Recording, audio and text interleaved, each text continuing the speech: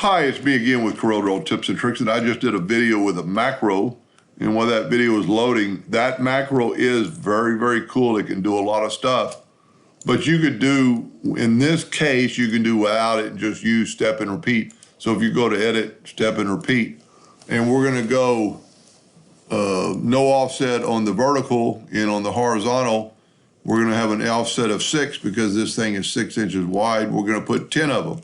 So we're gonna do the same thing we did in the last video. We're gonna duplicate these guys and then grab that corner right there and have it snap to that corner. And now group them all and turn off the offset for the vertical and have an offset in the, or turn off the horizontal and have it, and we're gonna use that magical number 1039. And if you didn't watch the video, the first one, we'll just show it in case you didn't watch it. We need to move that point. Let me turn on my indexing lines. That point to this point, and we measured it, or I measured it. And if you hold down the control button after you start moving, you'll get 10.39.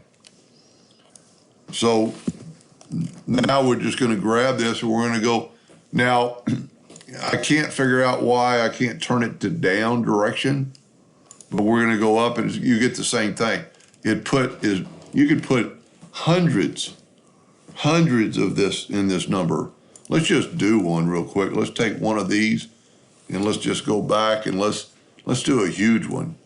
Let's do the offset, no offset, and let's do 100. Wow. Let me get rid of my indexing lines. Now we're gonna grab these. You don't really have to group them together, but it'd probably be smart. Control G to group it together, Control D to duplicate it, and then we're gonna zoom in. Doesn't matter where you put it, and grab one of these four-sided and have it snap to there. A little bit harder with that many. You don't have to group it, just grab it, turn off the no offset, and turn on the offset of that 10.39, and watch this in just a second.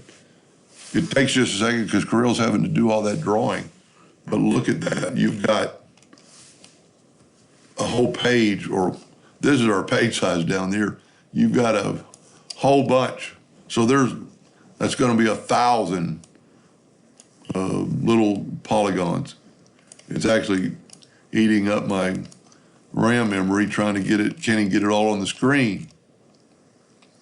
Anyway, so there's just another way to do it without that macro, but that macro is very cool and it's free. And if you watch the other macros on that, it can do things that you cannot do with step and repeat. I hope that helped. Thank you.